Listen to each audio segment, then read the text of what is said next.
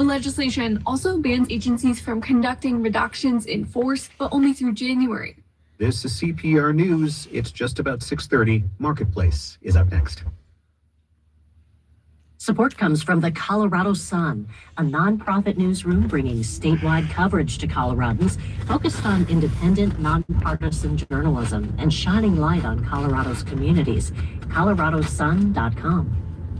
Support comes from Blue Channel Therapy, a nonprofit mental health provider in Arvada, Aurora, and North Glen, specializing in mental health and trauma therapy for ages birth to 25. Learn more at bluechanneltherapy.org. Ages what to 25? Oh, birth.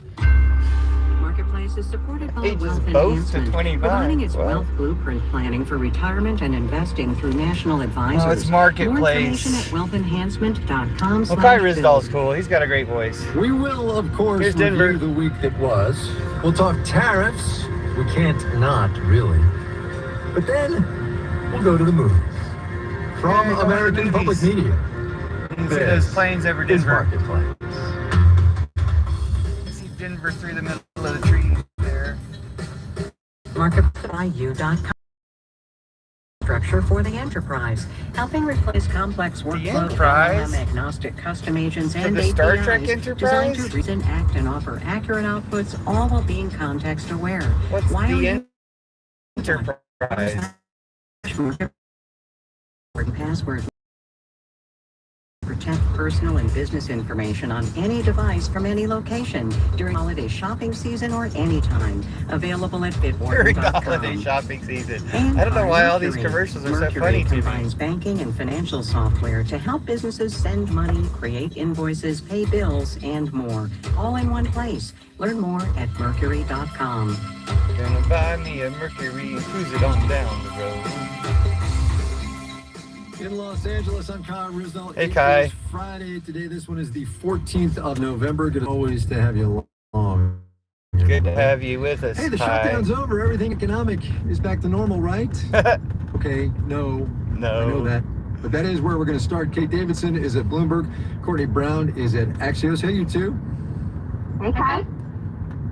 So, Kate, They're I'm going always to start with happy to you. talk The to Kai, BLS, the too. Bureau of Labor Statistics, came out today and said next Thursday, the 20th, will be September Jobs Day. So 6-7-ish weeks late.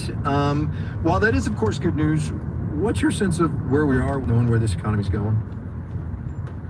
Yeah, well, I think that we've actually been paying very close attention to all the private sector data that we've still been getting. It's not a replacement for the sort of gold standard government data, but what we've seen and we've heard Fed officials talk about is that a lot of that data suggests the labor market has continued to cool. Now, how worried should we be about that? How bad is it? It's kind of depends on how you look at it. I mean, we have continued to get layoff data, that is filings for jobless claims from the states each week, and that gives us a sense that those claims, the continuing claims, so people that are staying on uninsurance, they're trending higher, free but they haven't self-esteem spiked. while we're New claims haven't while we're spiked, listening even to though the we've seen all economic of these big report. layoff announcements from companies that are reporting earnings. So I think that the Free labor market self-esteem. is not great, but hasn't drastically deteriorated since the last time that we saw a snapshot of it. Courtney, if you could reach into the guts of the federal statistical system, what piece of data would you most like Reach to into see the right about now? guts. Oh, don't make me pick, Kai. Don't make me pick. Coming on, throwing on. Like picking and asking a parent which of their children is their favorite. Okay, if I had to pick, I think I would go Compare data with, to your children. I'm going to go with the jobs data. Just because there is this schism on the Fed committee right now about, yes, the labor market is slowing, but is it due to factors that the Fed can't really solve for, like, the immigration crackdown that's causing perhaps the shortage of workers, AI-related developments. It's not that the jobs report would totally answer that question, but I think I just want to know what's been going on with the labor market in September and October. And as Kate says, we've had this private sector data, but I don't know, it doesn't hit the same. It just doesn't hit the same. I hear you. Kate, same question, but put We want yourself that in Jay government Powell's data. shoes. What piece of data do you think They've been he missing the most government wants to data see? at Marketplace. Well, I mean, glad the shutdown's I over. thought about this question, Kai, and I probably would also say jobs for Jay Powell. But since Courtney said jobs, let me talk about inflation for a minute. CPI. I mean, I think clearly the other side of the coin here for the Fed is what's happening with inflation, and you are hearing increasingly a bigger contingent of Fed officials who are worried about price pressures. Hey, it's not just the Fed, right? I mean, we saw this in all the conversation about the results of some big elections last week, and this affordability conversation about how are voters feeling. They're still feeling like the prices are still high. They have been for a few years, and price pressures are prevalent. So the thing here is, though, the CPI data that we would have been collected in Consumer October, Price Index. the government was shut down. So the folks who would be the government workers who typically are out collecting that, they haven't been doing it. And Trump administration officials have indicated we might not even have a CPI report to look at. So I think that for for policymakers who are worried about defending against inflation, even absent any new data, they're just going to say, look, let's not cut rates until we know more. So I think Jay Powell wants to have a good and updated look at that, but they might not get that for quite some Trump time. off. Courtney, how Anybody who'll who stand up to Trump's an American hero. The White House press secretary said yesterday, which is that we may just not do October CPI. Deal with it. I was very surprised to see what Jay Powell looked like. Right. There's I thought he was like a big guy. About Jay Powell, big bald guy, pinstripe suit. Understanding of looking what like the happened, Kingdon or something, but with no, the he looks like economy a in October. rock Kevin star Hassett, or one of something Trump's with his top big economists, glasses seems to and his suggest that Andy maybe we Warhol get hair. half the jobs. He looks like Andy Warhol. We get the payroll number, but we don't get the data that actually private sector data is not great at accounting for, which is the unemployment rate. That's based on the household survey, as Keith said and suggested with respect to CPI. It's kind of similar with the jobs report. This is hard to kind of backtrack and fill in the gap, and it's almost impossible for the PLS to do that. So maybe with the jobs report, we only get half. And that's not very satisfying if you want a complete picture of how the labor market has been performing in recent months. Yeah. Okay. I want to do a little Kremlinology on the Fed. Kremlinology. And here's you got to stay alive for you two that. are both longtime Fed watchers. You've been studying and reporting on the central bank for a long time. Kremlinology? Do you mean criminology or Kremlinology? A growing amount of dissent. Is this about Russia? This is a central bank that really prides itself, and has for years, on having a unified, easy to understand message for the markets and to the consumers. Okay, be right back. Kate, you get to go first. How much does this new-ish revelation of disagreement among Fed governors and central bank presidents, the regional presidents, how much does that really matter? You got like 30 seconds.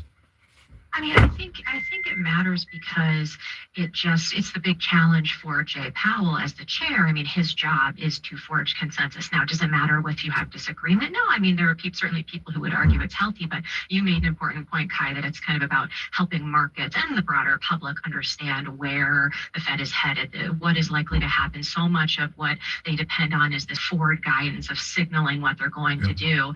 And I think for the first time, you're really seeing not just people disagreeing, but disagreeing in different directions. Some people think that they shouldn't cut at all. Some people think they need to cut even more than they have been. So it's unusually divergent right now. Courtney, over to you with an emphasis on that diverging in different directions thing Kate said. That's important. One of my sources said that this might be a preview of what the post-Powell era looks like. With Trump getting to put a leader in place, you might see more divisions at the Fed than we've been used to seeing under Powell. And that's just a different era. And it comes at a very complicated time for the economy where there's concern about both the labor market and inflation. So maybe this becomes the new normal. Courtney Brown at Axios and Kate Davidson at Bloomberg. Great stuff on this Friday. Thanks, you two. Thanks, Kai. Wall Street, it was a relatively calm end to a not so calm week. We will have the details when we do the numbers.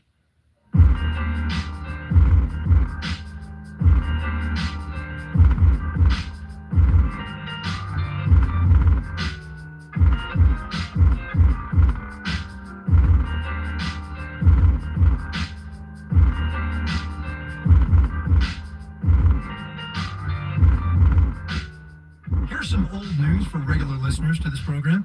Despite what President Trump has been saying for forever, tariffs are indeed taxes, the costs of which are being passed down to American consumers and businesses. I point that out because there is some new news from the White House on tariffs today, because grocery bills are in fact going up. President Trump is going to carve out some exemptions from his tariffs. Details are scarce, but there's been talk from some in the administration that relief might come to coffee and bananas, other foodstuffs as well, from Ecuador, Argentina, El Salvador, and Guatemala. Marketplace's Kristen Schwab made some calls to see what that might mean. Another day, another potential tariff change. And Noah Namowitz, COO of Cafe Imports in Minneapolis, has a lot of tariffs to keep tabs on. Each country has its own unique rate.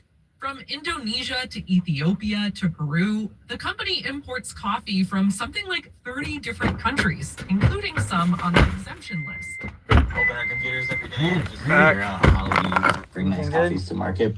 He says any tariff relief Did we miss helps, anything good? but it's likely not going to have a huge impact on prices. The U.S. a third of its beans from Brazil, a country not on the exemption list. The tax rate for Wasn't imports Trump trying from to punish Brazil is for 50%. punishing Bolsonaro Meanwhile, for doing what coffee Trump did costs and have been storming rising the because Capitol? of extreme weather. So, there needs to be a couple Isn't other extreme things that weather probably have also to for Trump the and coffee Putin's market fault to for not letting actually us come stop down? the oil Ricky companies for Volpe, a making climate professor change of worse? agribusiness at Cal Poly San Luis Obispo, says a tariff exemption is Isn't welcome San Luis news Obispo where because the it could help slow subgenius church is? inflation. But it's not likely to bring food prices down. there are so many other factors that influence the price of food, like cost of labor, Anyway, transportation, probably shut and the live warehousing. down because Plus, Marketplace, there are other it can be tariffs. good. Pretty much every piece of capital that is necessary to get food from the fields to the supermarket is incredibly steel intensive. Farm equipment, processing machines, storage shelves, the list goes on. Luis Rivera, an agriculture economist at Texas A&M University, says there's also the issue of policy perception. See what they're saying on Whether the AM businesses station. think the exemptions will stick. Policy can change from 1 hour to the next.